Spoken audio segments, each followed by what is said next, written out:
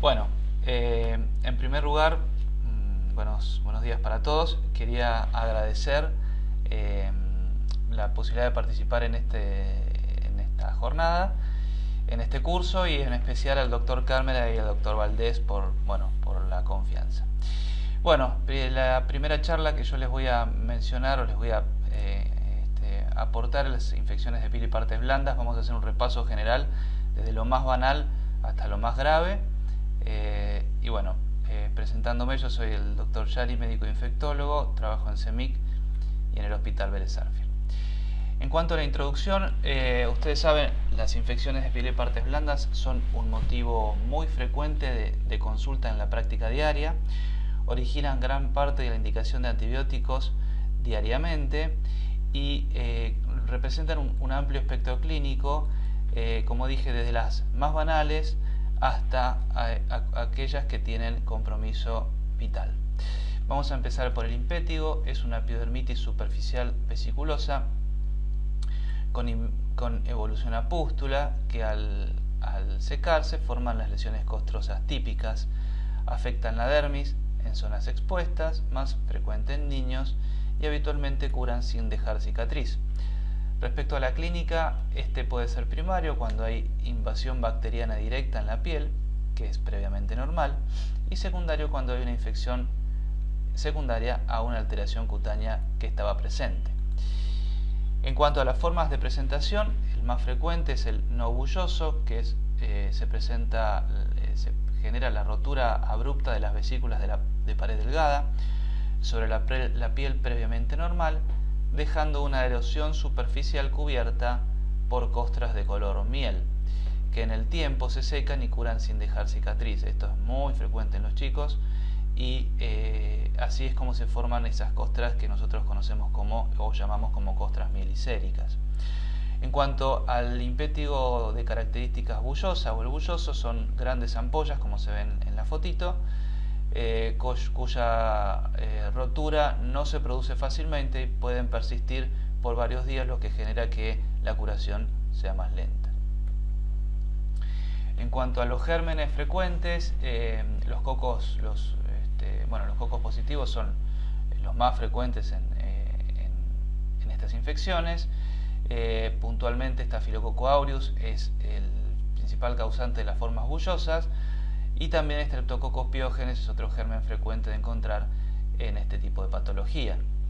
El diagnóstico es fundamentalmente clínico. Rara vez uno necesita tomar cultivos para determinar el origen microbiológico. Poco se conoce en realidad sobre la evolución natural del impétigo, a pesar de ser una infección leve, y la tasa de curación a 7 días en los grupos, cuando se utiliza placebo o tratamiento, varían entre 8 y 48%. En cuanto al tratamiento, la decisión de iniciar tratamiento está en relación a la extensión y a la localización de las lesiones, si están en la cara, en los párpados o en la boca, o bien para limitar el contagio, sobre todo en los chicos. El tratamiento demostró disminuir el número de lesiones y las recurrencias del impétigo, fundamentalmente no bulloso. En cuanto a las diferentes formas de tratamiento, el tratamiento tópico con cremas a base de mupirocina o ácido fusídico son de indicación, y bueno, se han reportado resistencias de estos antibióticos, del Staphylococcus aureus a estos antibióticos, pero esto está en relación al uso excesivo de estos agentes. Para las lesiones muy extensas o numerosas es conveniente el tratamiento con antibióticos por vía oral, siempre que tengan actividad para Streptococcus aureus y Streptococcus pyogenes. En cuanto a la erisipela, también otra patología muy frecuente que podemos encontrar en la práctica diaria. A modo de definición, es la infección dermoepidérmica aguda no necrosante que compromete la dermis superficial con marcado compromiso linfático subyacente. Eso es medio la clave de la patología. En general causada por Streptococcus pyogenes y también Streptococcus del grupo C y G. Algunos estudios revelan que el compromiso de aureus en esta patología podría llegar hasta el 17%. En cuanto a la epidemiología, es una infección frecuente, como dije, 10 a 100 casos por 100.000 habitantes por año, habitualmente entre los 40 y los 60 años, pero puede estar desde los 30 hasta los 80 inclusive, y con claro predominio con el sexo femenino. La puerta de entrada pueden ser traumatismos, heridas cortantes, disrupciones de la piel o intertrigo o onicomicosis. En muchas ocasiones no hay puerta de entrada reconocible y en general hay inflamación linfática regional. En cuanto a la clínica, el inicio es súbito, de fiebre y dolor. Comienza como una placa eritematosa, edematosa, caliente y dolorosa. Tiene límites bien definidos, tiene compromiso ganglionar regional. Puede presentarse con vesículas, bullas o hemorragias, como equimosis y petequias, y 85% se comprometen los miembros inferiores. Otras localizaciones como la facial son menos frecuentes. Fíjense lo que les decía, la placa eritematosa, bien delimitada, con bordes delimitados y que puede tener un interior con bullas. Esta es la foto típica de la erisipela.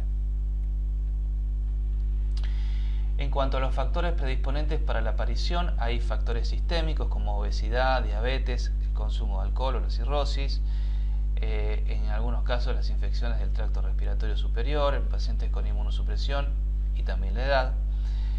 Y hay factores locales como el linfedema, la insuficiencia venosa, la injuria local previa o actual, pacientes con diferentes tiñas en la superficie cutánea, los pacientes que tienen safenectomía o el haber tenido una erisipela también actúa como factor predisponente. En cuanto a los factores de riesgo, en miembros inferiores tenemos los factores locales como el linfedema crónico, el intertrigo interdigital, lesiones venosas crónicas y traumatismos. Y en cuanto a factores generales, obesidad es uno de los más importantes. No se encontró mayor incidencia en diabéticos ni alcoholistas.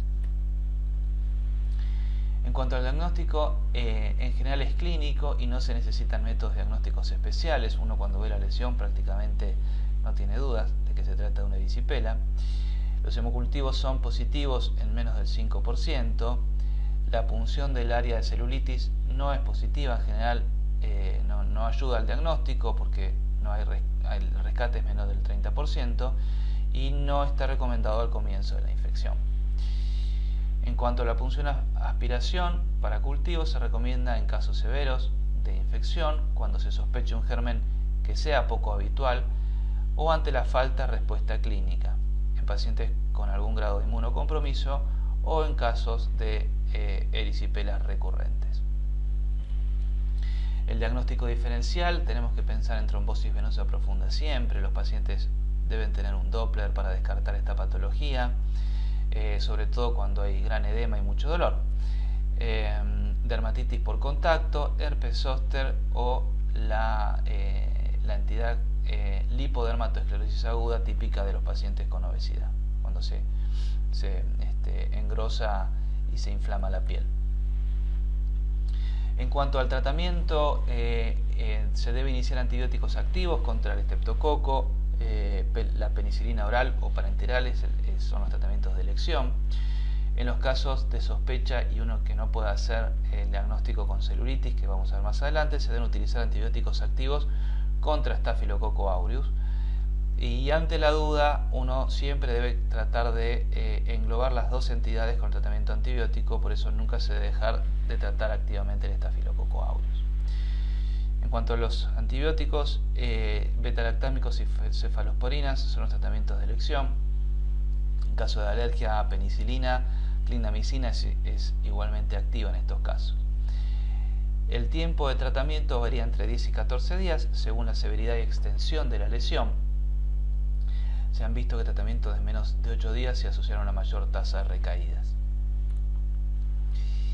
Bueno, como dijimos, las opciones terapéuticas para erisipela, los antibióticos por vía oral, la penicilina, cefalexina, amoxicilina o amoxiclavulánico, en caso de alergia a clindamicina, y en pacientes donde es necesario el tratamiento parenteral, la penicilina, cefalosporinas, cefalotina, cefazolina o ampicilina e inclusive ampicilina subactam también puede ser activo por vía endovenosa. Bien, ¿qué pasa con el uso de corticoides? Realmente tienen un rol controvertido. De todas formas, podrían tener actividad en limitar la inflamación y acortar el tiempo de evolución. Se recomienda, si uno va a utilizarlo, la metilprednisolona en las siguientes dosis, como están explicadas, de 30 miligramos por día, 2 días, y luego hacer un tapering de 15 miligramos por 2 días, 10 miligramos por 2 días y 5 miligramos por 2 días para finalizar el tratamiento. Repito, rol controvertido. En aquellos pacientes que uno limita la infección, se le va la fiebre, pero no terminan de mejorar el aspecto inflamatorio, quizás ahí es donde podrían tener un rol. Las recaídas en estos casos pueden estar presentes entre el 10 y el 30%, los pacientes pueden tener, cuando uno habla de recaída frecuente, 2 o más episodios en 6 meses. Los factores que están asociados a las recurrencias son sistémicos, en general obesidad, diabetes, alcoholismo, la inmunosupresión y la edad, y los locales, linfedema, insuficiencia venosa, injuria previa y enfermedades de la piel. En cuanto a las medidas preventivas no farmacológicas que nosotros indicamos, el descenso de peso es fundamental, el tratamiento del linfedema crónico, la elevación del miembro afectado con insuficiencia venosa o linfedema crónico, y el tratamiento efectivo de los intratrigos o de la onicomicosis. También en este punto es importante recordar que las medidas de contención para el linfedema crónico comprenden las medidas de ajuste o las medidas de descanso, o las vendas elásticas, que también se pueden indicar para evitar justamente o para tratar el linfedema crónico. Otro punto importante y controvertido es el tratamiento de las recurrencias. Mencioné que hasta el 30% de los pacientes pueden tener recurrencias. En ese sentido, realmente son molestas y muy sintomáticas. Por eso es que está descripta la penicilina benzatínica en 1.2 o 2.4 millones de unidades cada 3 o 4 semanas.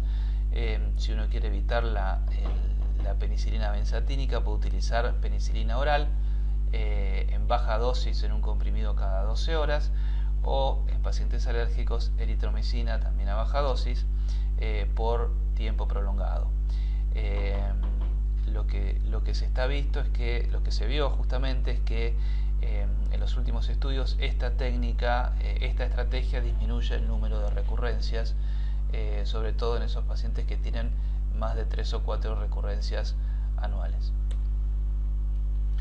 La duración del tratamiento es entre 6 y 12 meses. La indicación del mismo sigue siendo controvertida, estamos hablando de las recurrencias. El mejor método es la prevención de los episodios, sigue siendo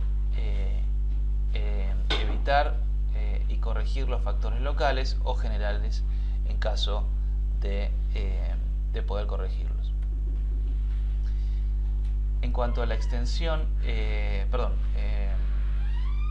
entrando al punto de la celulitis,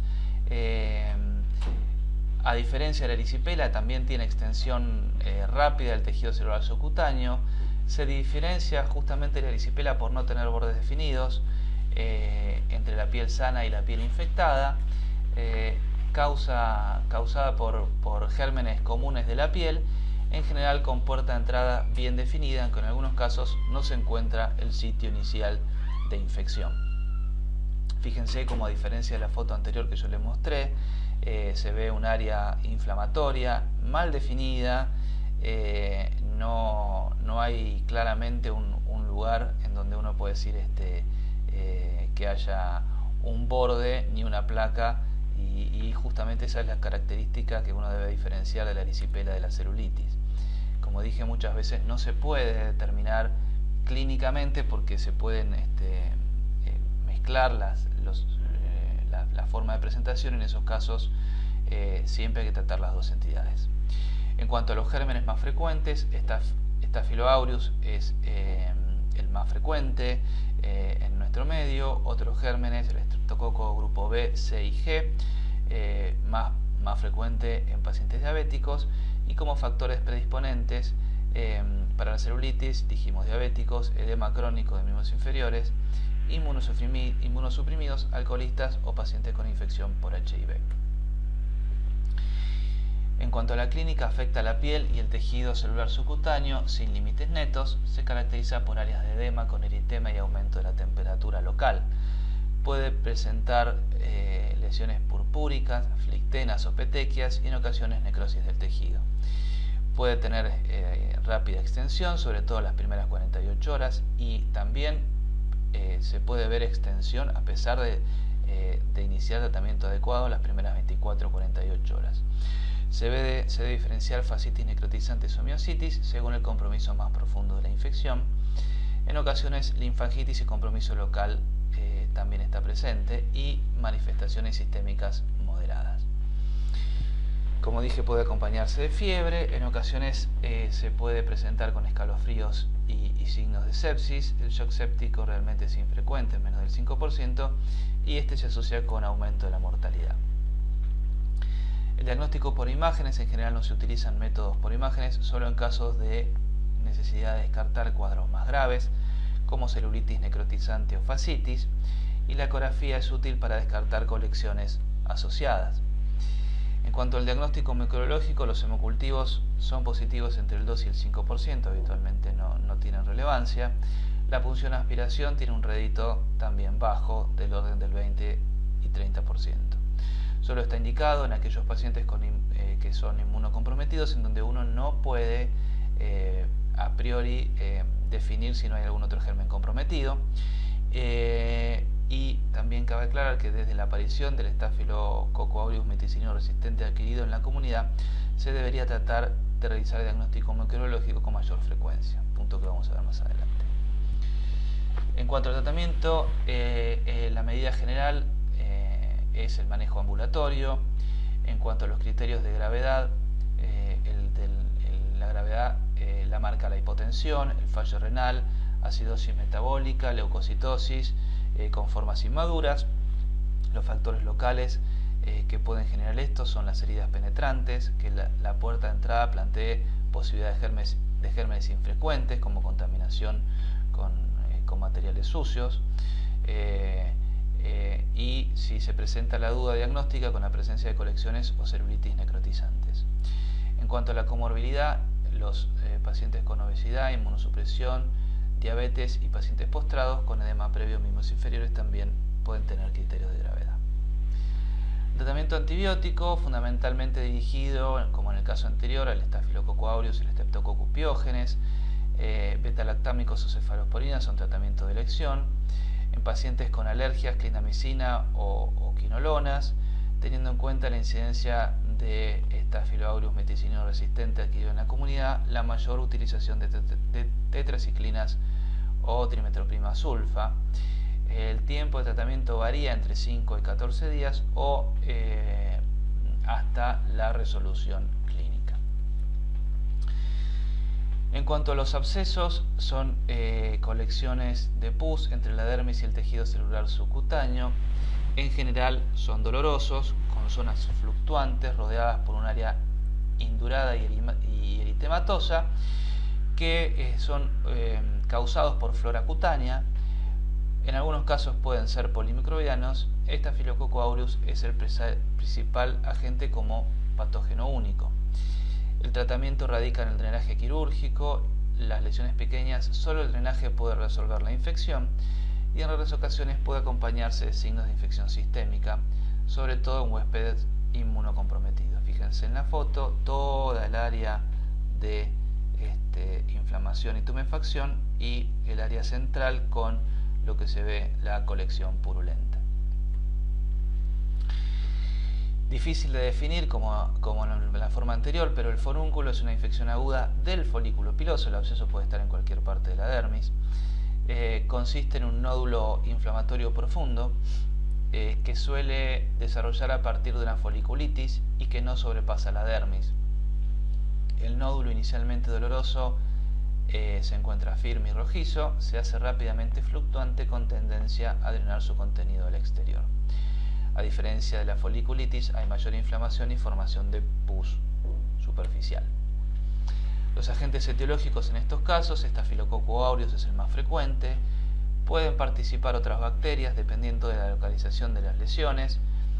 En cuanto a las manifestaciones clínicas, comienza como un nódulo inflamatorio rojo y doloroso centrado en el orificio de un folículo piloso y acompañándose de intenso edema local.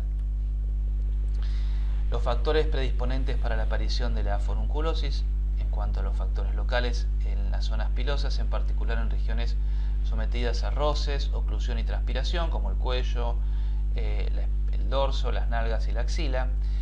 Disrupciones de la barrera cutánea secundaria al rascado por prurito con consecuencia de la dermatosis preexistente o no.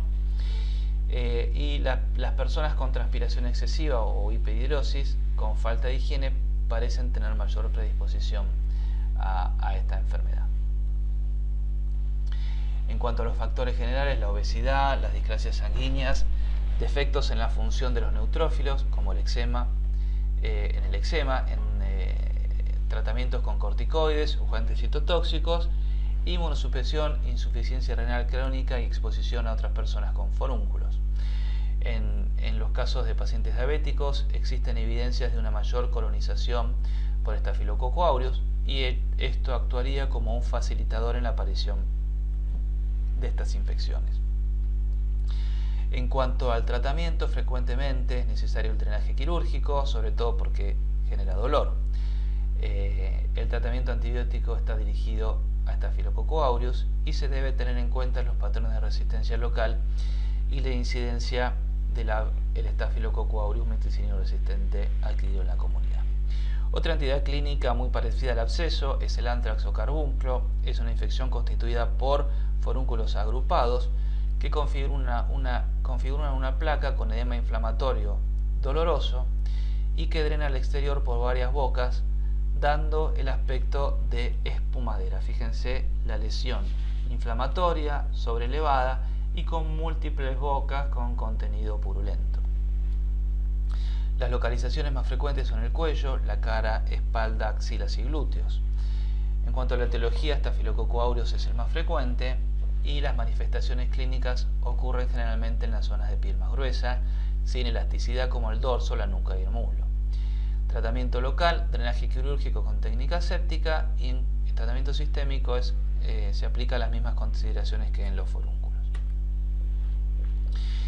Mencionar un poquito esto que yo les decía antes y que ya es una realidad, el Staphylococcus aureus meticinino resistente adquirido en la comunidad. A modo de introducción, a partir de mediados de los 2005, 2006, 2007 empezamos a ver infecciones por gérmenes, por Staphylococcus meticinino resistente en población que no tenía contacto con el ámbito hospitalario y que no habían tenido exposición a antibióticos, y veíamos que el patrón de resistencia de este estafilococo era básicamente resistente a la meticilina y a todas los betalactámicos, las cefalosporinas.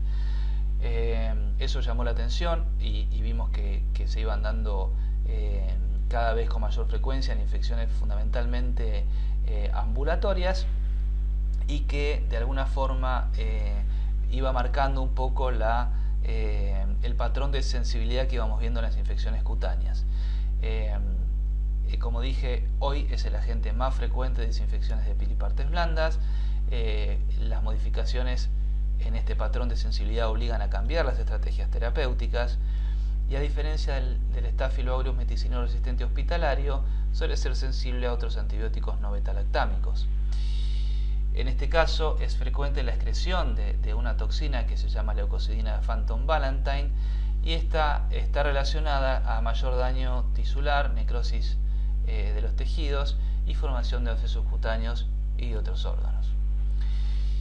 La incidencia varía según las áreas geográficas y bueno, esto un poco tener estudios locales motivó al grupo de estudio del Staphylococcus aureus que se gestó a partir de la Sociedad Argentina de Infectología y que contó con la colaboración de varios centros del país durante el año 2010 y 2011, y se hizo un estudio de seguimiento en donde se incluyeron 311 pacientes con infecciones de piel y partes blandas, en algunos casos de manejo ambulatorio y en algunos otros casos de manejo con internación, y en donde se observó que la prevalencia de este germen osciló entre el 70 y el 87% de todas las infecciones causadas por Staphylococcus aureus. Entonces, las infecciones más frecuentes incluyen forúnculos, abscesos, impétigo y foliculitis, pudiendo en ocasiones comprometer estructuras profundas, generando infecciones necrotizantes, piomiositis y tromboflebitis en las extremidades. Diagnóstico clínico y microbiológico. Ante un paciente con infecciones de piel y partes blandas, la participación de SAMR debe ser de la comunidad, debe ser sospechada, y no hay diferencias clínicas de presentación entre el Staphylococcus aureus meticinino sensible y el Staphylococcus aureus meticinino resistente adquirida en la comunidad. Las últimas guías no recomendaban el cultivo rutinario de las lesiones supurativas de piel, pero en la actualidad, y ante la gran incidencia de este patógeno y el potencial impacto que implica o que tiene el tratamiento adecuado, inicialmente se recomienda obtener cultivo de forma adecuada y de toda lesión de piel y estructura cutánea con áreas de necrosis o secreción purulenta. En cuanto a la sensibilidad antibiótica del Staphylococcus metiders de la comunidad, en varios estudios, e inclusive en el estudio que no está en esta charla, pero en el estudio que yo les comenté, que hizo la Sociedad Argentina de Infectología, más del 95% son susceptibles a trimetoprim sulfa-metoxazol. La resistencia a macrólidos y quinolonas es poco frecuente. La mayoría también son sensibles a tetraciclina, gentamicina y rifampicina. Y la resistencia a clindamicina es alta, la resistencia es baja, pero se ve tendencia al aumento en los últimos estudios.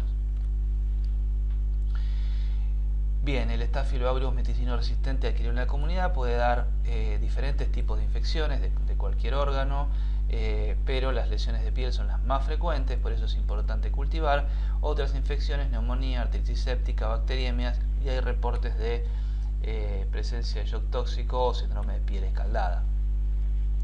Como dijimos, las infecciones más frecuentes que involucran el estáfilo adquirido en la comunidad, el Staphylococcus aureus meticinino resistente adquirido en la comunidad, representa impétigo, celulitis, forunculosis y abscesos como más frecuentes, piodermitis, miositis y fascitis necrotizantes mucho menos frecuentes, pero mucho más graves.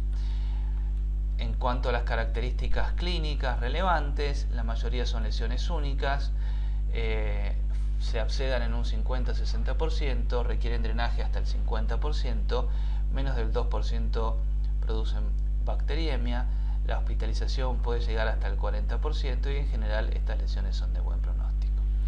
A modo de consideración, el drenaje es clave, con frecuencia la curación aún sin antibióticos adecuados, cuando son lesiones chicas, considerar la hospitalización según el tipo de lesión y estado clínico del paciente. Y bueno, la pregunta es, ¿se puede curar sin antibióticos? En infecciones superficiales, buen estado y lesiones chicas, con buen drenaje y seguimiento adecuado, muchas veces los pacientes curan sin antibióticos.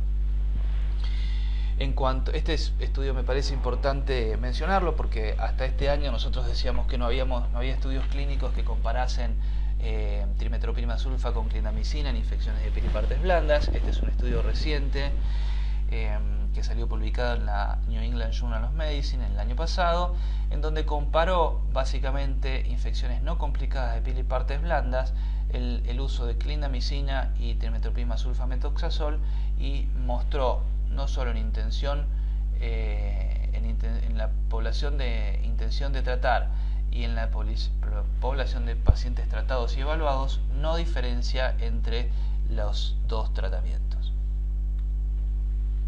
En cuanto a las infecciones parenterales en los pacientes con infección de partes blandas, vancomicina sigue siendo el tratamiento estándar. Los reportes de cura se encuentran entre el 70 y el 90%, es económica en relación a los agentes nuevos, es segura, es la más utilizada para el Staphylomedes hospitalario, como característica en contra, es lentamente bactericida y la concentración inhibitoria mínima no es tan determinante en infecciones de piel y partes blandas, aunque sí en otras infecciones como la bacteriemia o las infecciones pulmonares. En cuanto a la decolonización que hacemos, si uno quiere hacer un análisis comparativo entre el Staphylococcus METI-R hospitalario y el METI-R de la comunidad, no está claro que la decolonización sirva, pero bueno, no hay otras medidas para prevenir las recurrencias o los brotes familiares, con lo cual uno debería utilizarla en estos casos. La haríamos como pirosina nasal cada 12 horas durante 5 días, más asociados con baños con clorhexidina diarios por 5 días a toda la familia o a todos los miembros que tanto tengan infección como no tengan infección, para evitar la colonización. Como agentes alternativos, ácido fusídico, la crema de retapamulina más clorhexidina. A modo de conclusión, Staphylococcus METI-R de la comunidad es epidémico, genera infecciones de piel y partes blandas las más frecuentes, infecciones severas como neumonía y bacteriemias. Los tratamientos para pacientes ambulatorios, dijimos que trimetroprima sulfa, clindamicina y minociclina, y en pacientes internados, vancomicina sigue siendo de elección. Otros agentes, linezolid, daptomicina, tigeciclina, telavancina y ceftarolina, que no está en la diapositiva, pero por lo menos conocer que también pueden tener rol en estos casos. Pocas palabras de infecciones necrotizantes de piel y partes blandas. Al principio dijimos que las infecciones de piel y partes blandas podían ser desde infecciones banales hasta infecciones que pudieran comprometer la vida, y en ese amplio rango describimos lo que son las infecciones superficiales, las que son banales, y ahora vamos a describir un poquito las infecciones, aquella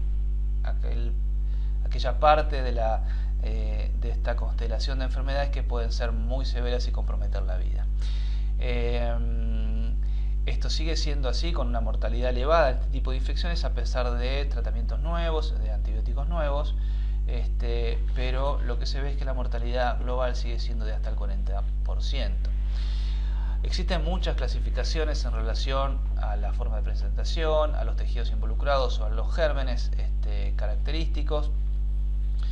Vamos a mencionar celulitis clostridial, fascitis necrotizante, gangrena bacteriana sinergística, mioneclosis clostridial, gangrena streptocócica anaerobia, como las más frecuentes. Todas estas entidades se clasifican a posteriori del procedimiento quirúrgico y de haber completado los cultivos. Fíjense cómo, no hace falta aclarar mucho que este tipo de lesión es una lesión muy grave, con compromiso vital. Fíjense las características de la piel, cómo deja de ser un rojo inflamatorio para ser un bordó marmolado, con flictenas que no son característicamente de líquido seroso, sino son con contenido hemorrágico. Muchas veces cuando se rompen las flictenas drenan un material fétido, y en estos casos muchas veces podemos encontrar la presencia de crepitación, que habla de la presencia de aire entre los tejidos, típico de este tipo de lesiones y fundamentalmente lo que genera la gravedad del caso. Toda lesión sospechosa debe ser explorada quirúrgicamente lo más precozmente posible y con resección de todas las capas de tejido necróticos y desvitalizados. Se deben realizar fasciotomías con liberación del tejido vascular para facilitar la oxigenación tisular. En cuanto a los elementos clínicos sugestivos de infección necrotizante profunda, vamos a definir el dolor intenso y desproporcionado respecto de la lesión visible, edema que sobrepasa el eritema, esto es muy clásico. Una vez que se va el dolor hay anestesia cutánea, la decoloración azul purpúrica en parches, como vimos en la foto anterior, la alteración del sensorio y otros signos sistémicos más evidentes, las bullas hemorrágicas, la crepitación, la necrosis, la rápida progresión del cuadro a pesar del tratamiento adecuado y la presencia de shock. La mayoría de los pacientes tienen al menos una condición previa que vamos a mencionar: el trauma local, edad avanzada, diabetes, obesidad, alcoholismo, desnutrición, pacientes postrados o pacientes con deterioro inmunitario, como pueden ser los pacientes con enfermedad oncológica, neutropénicos o por HIV. Los procedimientos quirúrgicos en áreas perianales, abdominales y el cuello también pueden ser factores predisponentes a infecciones severas de los tejidos blandos. En algunas ocasiones las infecciones necrotizantes se generan en procesos endógenos sin que existan factores de riesgo conocido. Muchas veces, o por lo menos las descripciones en este punto, son fundamentalmente cuando hay lesiones de endoluminales del intestino o biopsias intestinales, porque estos gérmenes, fundamentalmente la familia de los clostridiales, son comensales del intestino, con lo cual en algunos casos rupturas o mínimas lesiones o biopsias de los intestinos pueden generar infecciones sistémicas endógenas y que no tengan una puerta de entrada externa. Bueno, las etiologías principales de las infecciones de los tejidos blandos, en cuanto a las gangrenas, podemos encontrar Staphylococcus aureus, Streptococcus microerófilos. En la celulitis clostridial, el fundamental es el Clostridium perfringens. En celulitis anaeróbica no clostridial, bacilos negativos de todo tipo, gérmenes anaerobios como el Bacteroides, la Prevotella o la Porphyromonas. En gangrena gaseosa, Clostridium perfringens, Histolyticum y septicum. En cuanto a la fascitis necrotizante, también pueden estar causadas por bacilos gram negativos, y en cuanto a la fascitis necrotizante de tipo 2, el estreptococo beta hemolítico del grupo A es el más frecuente. Dijimos que estos pacientes suelen tener patología predisponente. No vamos a entrar en detalle, pero diabetes mellitus, cirugía previa, inmunosupresión, infecciones odontógicas o cualquiera odontógenas o infecciones de la piel también puede ser una puerta de entrada. En cuanto a los diagnósticos por imagen, si el cuadro clínico es sospechoso de proceso necrotizante profundo, no es ni siquiera necesario ni recomendable demorar la cirugía a la espera de estudios por imágenes. De todas formas, la radiografía simple, tomografía y resonancia constituyen medios excelentes para determinar la presencia de gas entre los tejidos. El diagnóstico diferencial frente al hallazgo de gas en la imagen incluye tanto a la infección clostrídica, que involucra piel, fascia y músculos, como la fascitis necrotizante de etiología mixta. En contraste, la fascitis por Streptococcus beta hemolítico del grupo A, Piógenes, en general no produce gas. Para el manejo, lo recomendable es rápidamente iniciar tratamiento antibiótico empírico con cobertura para anaerobios y aerobios apenas se sospeche la presencia de algunos signos de los cuadros que vimos en cuestión, aún antes de comprobar quirúrgicamente la profundidad de la lesión. Segundo, por supuesto, convocar en forma urgente al cirujano para evaluar el procedimiento y ver luego del tratamiento quirúrgico cómo se continuará la curación o la resección del tejido necrotizante. Ante la confirmación de la infección por Streptococcus beta hemolítico del grupo A o Clostridium perfringens, si no se asoció inicialmente, debe asociarse penicilina o clindamicina.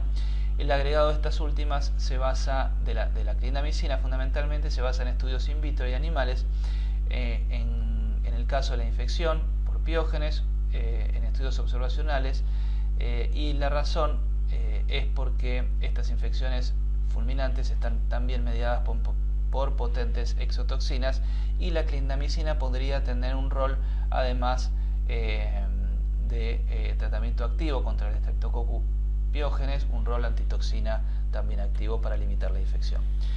El tratamiento quirúrgico de las infecciones de piel y partes blandas es clave para la supervivencia del paciente y debe ser inmediato y agresivo, y consiste en la resección y debridamiento amplio y completo de todos los tejidos afectados. En cuanto al tratamiento de adyuvante, uno debería utilizar oxígeno hiperbárico, la cámara hiperbárica, si hay alguna lesión en la cual el paciente tiene indicación formal de cámara hiperbárica, son las lesiones necrotizantes, y esto está recomendado por diferentes autores, ya que disminuye el número de debridamientos y la mortalidad.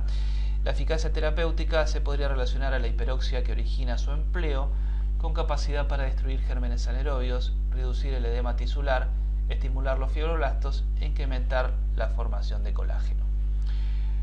Para concluir, las infecciones cutáneas son generalmente banales. Se deben tratar de diferenciar clínicamente disipela de celulitis.